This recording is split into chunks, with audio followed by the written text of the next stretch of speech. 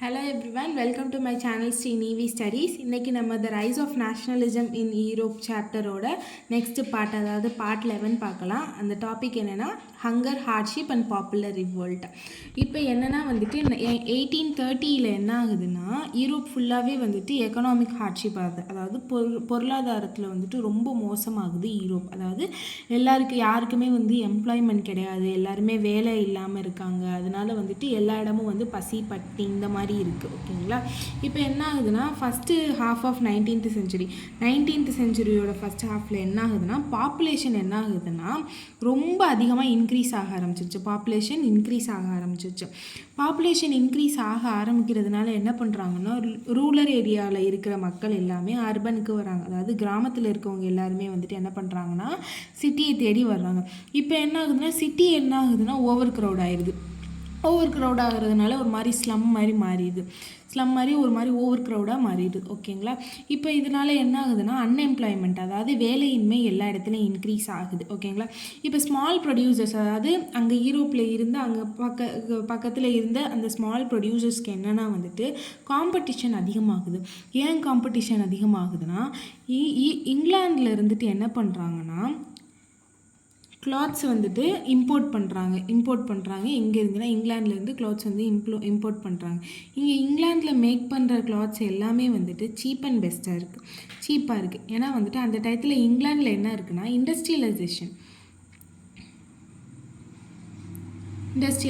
அதாவது வந்துட்டு இந்த தொழிற்சாலைகள், ஃபேக்ட்ரிஸ் இதெல்லாம் வந்துட்டு அதிகமாக இருந்து அந்த டயத்தில் தான் எமர்ஜ் ஆகிக்கிட்டு இருக்கு. அந்த டயத்தில் இங்கிலாந்தில் இதெல்லாம் இண்டஸ்ட்ரீஸ் அதிகமாக இருக்கிறதுனால அவங்க வந்துட்டு என்ன பண்ணுறாங்கன்னா சீப் அண்ட் பெஸ்ட் ப்ராடக்ட்ஸ் வந்து உருவாக்க ஆரம்பிச்சிட்டாங்க. இதனால என்ன ஆகுதுன்னா ஸ்மால் ப்ரொடியூசர்ஸ், அதாவது அங்கே லோக்கலில் வந்துட்டு கிளாத்ஸ்லாம் ரெடி பண்ணுற ப்ரொடியூசர்ஸ்க்கு வேலை இல்லாமல் போயிடுது, காம்படிஷன் அதிகமாகிடுது. ஓகேங்களா?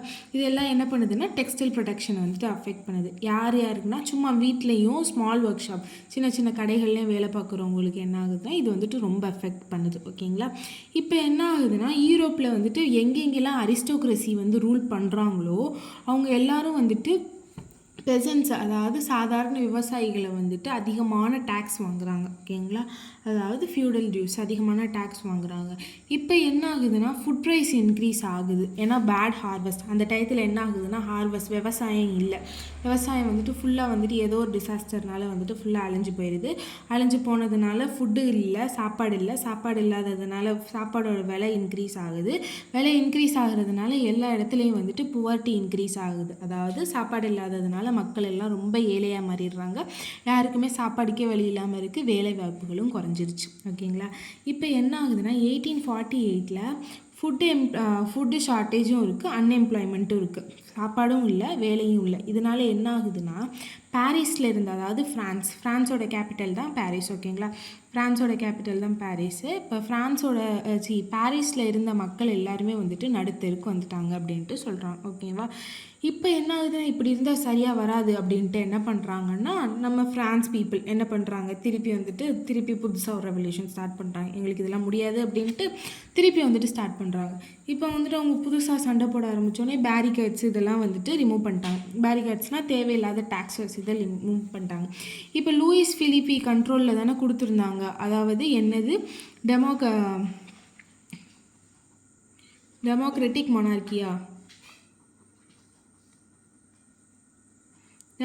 மொனார்க்கியா வந்துட்டு லூயிஸ் பிலிப்பி கண்ட்ரோலில் ஃப்ரான்ஸ் இருந்துச்சு. இப்போ வந்துட்டு இந்த ஆள் வந்துட்டு சரியாக வரமாட்டான், என்ன பெரியவனா அப்படின்ட்டு என்ன பண்ணிட்டாங்கன்னா லூயிஸ் பிலிப்பியை வந்துட்டு அந்த நாட்டை விட்டு துரத்திடுறாங்க, நீங்கள் எங்களுக்கு வேண்டாம் அப்படின்ட்டு. ஓகேங்களா? இப்போ என்ன பண்ணுறாங்கன்னா நேஷ்னல் அசம்பிளி என்ன பண்ணுறாங்கன்னா ஃப்ரான்ஸை ரிப்பப்ளிக்காக அறிவிக்கிறாங்க. அதாவது என்னென்னா நாங்கள் வந்துட்டு எந்த ஒரு மொனார்க்கியையும், அதாவது மன்னராட்சி எங்களுக்கு தேவை கிடையாது, நாங்களே எங்களோட இதை வந்துட்டு நாங்களே முடிவு பண்ணிப்போம் அப்படின்ட்டு.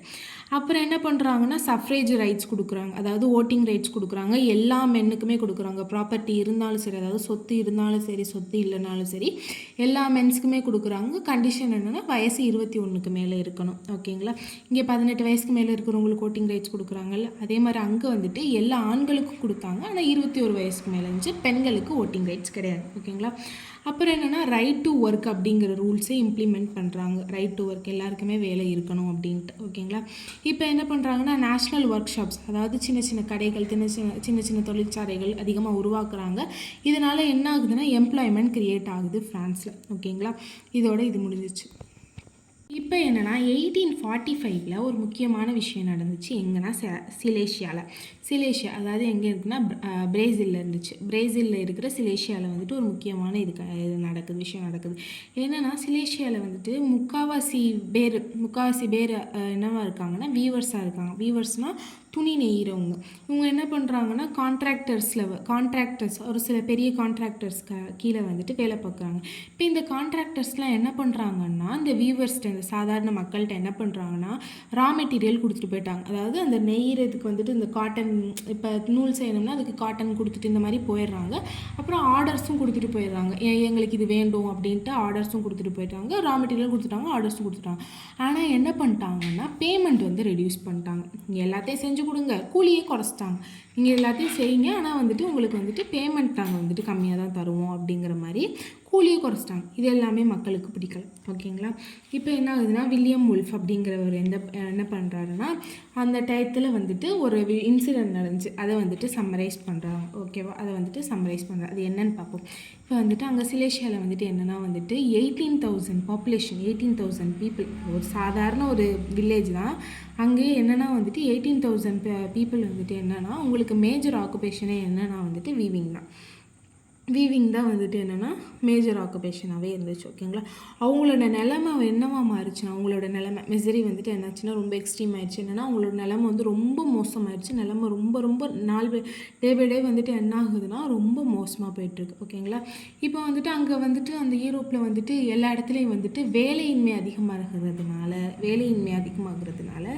இதை எல்லாத்தையும் வந்துட்டு நம்ம கான்ட்ராக்டர்ஸ் இருக்காங்க பார்த்தியா, இந்த கான்ட்ராக்டர்ஸ் இவங்க என்ன பண்ணிட்டாங்கன்னா அட்வான்டேஜாக எடுத்துக்கிட்டாங்க. நம்ம என்ன சொன்னாலும் இவங்க செய்வாங்க, நம்ம எவ்வளோ வேஜ் கொடுத்தாலும், நம்ம எவ்வளோ சம்பளம் கொடுத்தாலும் இவங்க வந்துட்டு நம்ம வேலைக்கு கண்டிப்பாக வந்து தான் ஆகணும், இவங்களுக்கு வேறு வழியே கிடையாது, நம்ம என்ன சொன்னாலும் வந்து தான் ஆகணும் அப்படிங்கிறது மாதிரி வந்துட்டு அவங்க ஒரு மாதிரி லெத்தாஜிக்காக இருந்துட்டு உங்களுக்கு வந்துட்டு வேலையை கொடுத்துட்டு சம்பளமே கம்மியாக, அது ரொம்ப கம்மியாக கொடுக்குறாங்க. ஓகேங்களா. இது யாருக்குமே பிடிக்கல அந்த வீவர்ஸ்க்கு. ஓகேங்களா.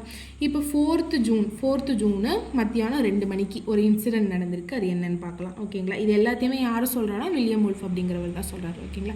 இப்போ என்னென்னா வந்துட்டு லார்ஜ் க்ரௌட், அந்த வீவர்ஸ் இருக்காங்க பார்த்தியா, அதில் வந்துட்டு லார்ஜ் க்ரௌட் நிறைய பேர் என்ன பண்ணுறாங்கன்னா கான்ட்ராக்டரோட மெயின்சனுக்கு போகிறாங்க. மெயின்சன்னா என்னென்னா பேலஸ். கான்ட்ராக்டர்ஸோட வந்துட்டு அந்த அரண்மனை, அந்த கோட்டைக்கு போகிறாங்க. போயிட்டு எதுக்கு போகிறாங்கன்னா எங்களுக்கு ஹை வேஜஸ், எங்களுக்கு அதிகமான சம்பளம் வேண்டும் அப்படின்ட்டு டிமாண்ட் பண்ணிட்டு போகிறாங்க. எங்கே போகிறாங்க? கான்ட்ராக்டர்ஸோட கோட்டைக்கு போகிறாங்க. ஓகேங்களா. இந்த லார்ஜ் க்ரௌட், இந்த மக்கள் எல்லாம் என்ன பண்ணுறாங்கன்னா ரொம்ப மோசமாக வந்துட்டு ட்ரீட் பண்ணுறாங்க. ஓகேங்களா. ரொம்ப மோசமாக ட்ரீட் பண்ணுறாங்க. ரொம்ப மோசமாக ட்ரீட் பண்ணாலும் என்ன பண்ணுறாங்கன்னா இந்த மக்கள் என்ன பண்ணுறாங்கன்னா இந்த கான்ட்ராக்டர் இருக்காங்க பார்த்தீங்களா, அவங்களோட வீட்டுக்குள்ளே போயிட்டாங்க. ஸ்மாஷ்ட் எலகென்ட் விண்டோஸ், அழகான அந்த விண்டோஸ் இது எல்லாத்தையும் வந்துட்டு ஸ்மாஷ் பண்ணிட்டாங்க. ஃபர்னிச்சரு அப்புறம் வந்துட்டு அந்த ஸ்க்ரீனு இது எல்லாத்தையும் வந்துட்டு கிழிச்சு போட்டாங்க. ஃபர்னிச்சர் இது எல்லாத்தையும் வந்துட்டு அப்படியே சுக்குநூறாக ஆக்கிட்டாங்க. எதையுமே வந்து விட்டு வைக்கல. ஓகேங்களா. இப்போ என்ன பண்ணுறாங்கன்னா சில பேர் வந்துட்டு இந்த வேலையை பார்த்துக்கிட்டு இருக்கல, சில பேர் என்ன பண்ணுறாங்கன்னா அந்த ஸ்டோர் ஹவுஸ் போகிறாங்க. ஸ்டோர் ஹவுஸ்னால் ஸ்டோர் ரூம் மாதிரி. ஓகேங்களா. அங்கே தான் வந்துட்டு இவங்க செஞ்ச கிளாத்ஸ் எல்லாமே இருக்கும். அங்கே போயிட்டு என்ன பண்ணுறாங்கன்னா அந்த கிளாத்ஸ் எல்லாம் எல்லாத்தையும் போட்டு என்ன பண்ணுறாங்கன்னா கிழிச்சு போட்டுறாங்க. ஓகேங்களா. எல்லாத்தையும் என்ன பண்ணிட்டாங்க, கிழிச்சு போட்டாங்க. ஓகேங்களா. இப்போ என்ன ஆகுதுன்னா இப்போ வந்துட்டு எல்லாத்தையும் முடிச்சிட்டாங்களா. இப்போ அவங்களோட கண்ணு எந்த சைடு மாறிடுச்சுன்னா கான்ட்ராக்டர் பக்கம் திரும்பிடுச்சு. இந்தாலும் சும்மா விடக்கூடாது அப்படின்ட்டு. இப்போ கான்ட்ராக்டர் என்ன பண்ணுறாங்க, ஃபேமிலியோடு பக்கத்து ஊருக்கு போகிறாங்க. அங்கே பக்கத்து ஊருக்கு போனாலும் என்ன ஆகுதுன்னா அங்கே இருக்க மக்கள் வந்துட்டு உங்களுக்கு அடைக்கலம் கொடுக்கல, ஷெல்டர் கொடுக்கல. என்னன்னா வந்துட்டு இப்படிப்பட்ட ஆளுக்கு நாங்கள் எதுக்கு வந்துட்டு இது கொடுக்கணும், இவனே சரியான இவனுக்கு போய் நாங்கள் எதுக்கு இதெல்லாம் கொடுக்கணும் அப்படின்ட்டு வந்துட்டு அங்கே இருக்கிறவங்க யாருமே வந்துட்டு இந்த கான்ட்ராக்டருக்கு சப்போர்ட் பண்ணல. அப்புறம் என்னென்னா வந்துட்டு 24 மணி நேரத்துக்குள்ளே என்ன பண்ணுறாருனா இந்த கான்ட்ராக்டர் வந்துட்டு இவரோட பவரை யூஸ் பண்ணிட்டு வந்துட்டு ஆர்மியை கூப்பிட்றாரு. அதாவது போலீஸ்மேனை கூப்பிட்டுட்டு அந்த ஊருக்கு போகிறாரு, சிலேஷியாவுக்கு போகிறாரு. போனோடனே என்ன ஆகுதுன்னா ஆர்மி வர்றாங்க, அந்த போலீஸ் வந்துட்டு 11 வீவர்ஸை வந்து சுட்டு கொண்டுட்டாங்க. இதோட வந்துட்டு என்ன ஆகுதுன்னா அந்த வீவர்ஸ் வந்து பயந்துட்டு போயிட்டாங்க. இதோட இந்த வீடியோ முடிஞ்சிருச்சு. உங்களுக்கு இந்த வீடியோ பிடிச்சிருந்தா லைக் பண்ணுங்கள், ஷேர் பண்ணுங்கள், சப்ஸ்கிரைப் பண்ணுங்கள். தேங்க்யூ.